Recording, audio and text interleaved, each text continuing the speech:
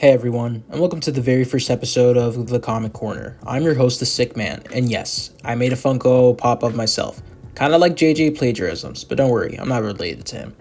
I thought it'd be fun to use a Funko as my avatar for the show. Now let's get into today's topic, one that's been on the minds of many DC fans. Should Robert Pattinson's version of Batman join the DCU? We've seen a lot of chatter about it, and I think it's time to break down the case for and against it. So buckle up and let's dive in. When it comes to Robert Pattinson's Batman, there's been a lot of chatter about whether he should be integrated into the DCU. The argument for Pattinson joining the main timeline is a simple one. Why reintroduce Batman all over again when Matt Reeves' version already works? We've got a Dark Knight that's both gritty and grounded, setting him apart from other iterations. He's been fully fleshed out with a world of supporting characters and villains, saving James Gunn and DC Studios a ton of time when it comes to world building. Instead of introducing another Batman, why not build on what Reeves has already established? This saves the DCU time and resources, meaning Gunn and company can focus on other characters like Booster Gold, Peacemaker, or even new faces from the Justice League without needing to reinvent Batman's entire world. But there's the kicker. Both Robert Pattinson and Matt Reeves have expressed interest in joining the DCU. That's right, Reeves has said he'd be open to integrating his version of Batman into the new DCU if it fits within the story he's trying to tell.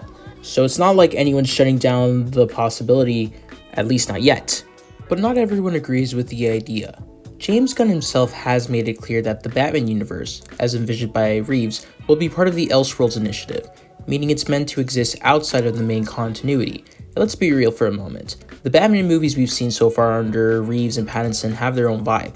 They're darker, more grounded, and integrating that into a larger, more expansive DC universe could lead to some tonal clashes, especially with the kinds of characters James Gunn has planned to introduce. Another hurdle. Pattinson's Batman is still early in his career, whereas the Brave and the Bold version of Batman will be older, more experienced, and have a longer history with characters like Damian Wayne. Having multiple Batman in the same universe could get confusing. It might even feel like the DCU is trying to juggle multiple Batmen at the same time. Here's the real kicker though. If Brave and the Bold is going to be part of the DCU, then it should be a team-up movie, not just another Batman solo film. The Brave and the Bold title is built around Batman teaming up with other heroes like Deadman, Green Arrow, Aquaman, and other iconic characters from the DC universe. The animated series of the same name even showcased Batman working alongside Justice League International. So why not follow the same approach in the DCU? Instead of making The Brave and the Bold another Batman standalone film, why not use it as an opportunity to introduce and explore other heroes in the DCU? Batman has already had his solo movie in The Batman, and the DCU has other characters to bring into the fold. Using Brave and the Bold as a team-up movie would allow Batman to remain the central figure, while also opening the door to new dynamics with lesser-known heroes. This approach would serve to enrich the DC universe as a whole, rather than just having Batman again be the sole focus. Now let's talk about the directors behind these Batman projects. Matt Reeves, as we know, has an established, deep, grounded Batman with Pattinson. His take on the character is much more about detective work, psychological depth, and raw emotion, and fans seem to really connect with it. However, Andy Muschietti, who will be directing Batman Brave and the Bold, doesn't have as strong a track record when it comes to DC projects. While his direction of The Flash was serviceable, it had its ups and downs, especially with how the movie underwent multiple reshoots and adjustments.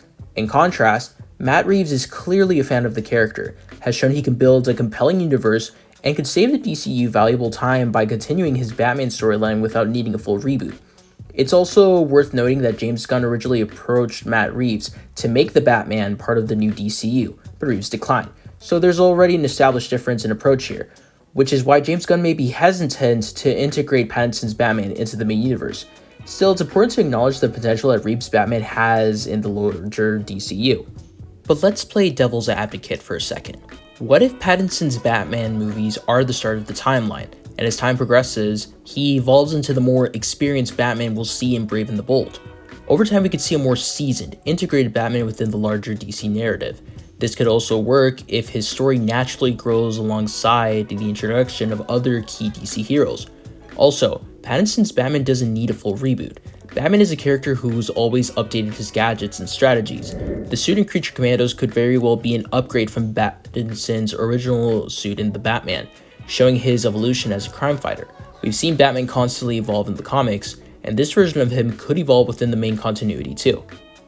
And let's not forget DC has already taken the right steps towards establishing a Batman-centered universe. Unlike Sony's approach with Spider-Man, where they've built their universe on villains first, DC made sure to start with Batman by focusing on Batman first. They've laid the groundwork for a robust world of villains, supporting characters, and a deep mythology. By incorporating Pattinson's Batman into the DCU, they can build on what Reeve has already established and save time on world building. This allows DCU to focus on newer characters and fresh stories without losing momentum. At the end of the day, there's no easy answer. There are strong arguments on both sides. Pattinson's Batman could add value by already having a well-developed world, allowing the DCU to skip the tedious process of establishing him from scratch. However, the tonal differences between his universe and the larger DCU might make integrity tricky. Plus, we've got Brave and the Bold teasing an older, more experienced Batman, which complicates matters even further. But if both Reeves and Pattinson are open to the idea, and if the stories can naturally align, there's definitely a way forward. For now, we'll have to wait and see how it all unfolds in the coming years. That's it for today's episode of the Comic Corner. I hope this gave you something to think about when it comes to Pattinson's Batman and his potential role in the DCU. What do you think? Should Pattinson's version join the main continuity, or should he remain a part of his own isolated universe? Let me know in the comments below. And don't forget to like and subscribe for more comic book discussions right here on the Comic Corner. This is the Sick Man signing off. See you next time.